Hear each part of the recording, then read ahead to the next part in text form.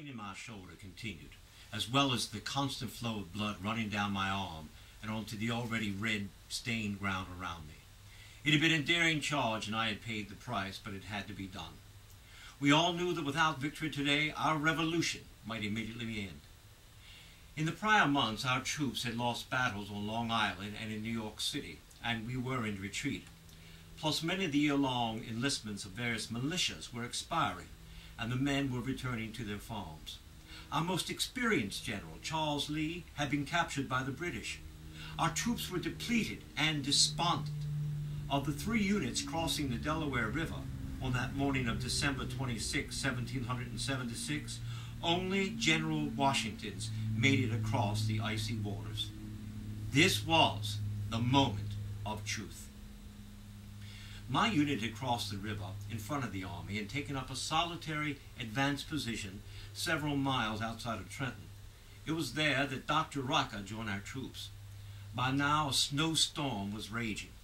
As soon as we heard firing, we advanced into Trenton and were one of the first units to enter. And that is when we saw that the Hessians were about to turn 2 3-pound cannons on General Washington's troops and realized that they must be stopped at all costs. We charged and captured the defenders in the cannon. Then we pressed into battle. My commanding officer was hit twice. I took his place at the head of the troops, and I received a musket ball through my chest and shoulder. Fortunately for me, Dr. Rocca was nearby, and he tended to my wounds. Without his expertise, I probably would have bled to death as an artery had been cut. As it was, I carried that musket ball in my body for life. We were victorious. 900 Hessians had been captured. The revolution had been saved. And for my bravery, I was promoted from lieutenant to captain. I was 18 years old. Then came the battles of Brandywine and Germantown and that horrible winter at Valley Forge. I was now a major.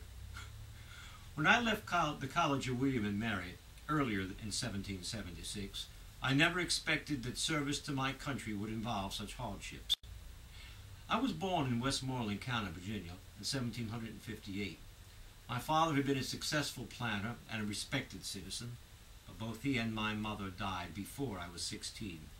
My mother's brother, Uncle Joseph Jones, became my mentor and the executor of my father's estate. Uncle Joseph was a member of the Continental Congress. Our family believed in the Revolution. The Revolution almost destroyed my family. My father, Lawrence Cartwright, had earlier been a captain in the British colonial army and had become a very successful New York merchant. But the Revolution almost bankrupted him. There was a Cartwright listed on the roster of English officers serving in New York during the Revolution. My 3 sisters all married well, 2 marrying into the famous Knox and Gouverneur families, and 1 becoming the wife of a man who was the chamberlain to the King of Denmark. So many were surprised that when I was 17, I weighed below myself to a revolutionary, James Monroe. But I was attracted to his wavy black hair and good strong looks. One young lady had written a description of James explaining why he was so eligible. He was a member of Congress, rich, young, sensible, well-read, lively, and handsome. The lady continued on, saying that James really wasn't very lively, and it was the dimple on his chin that added to his looks. She left out his most important qualities, though, his warm personality and spotless honor. Thomas Jefferson once said, "Turn his soul outside backwards, and there is not a speck on it."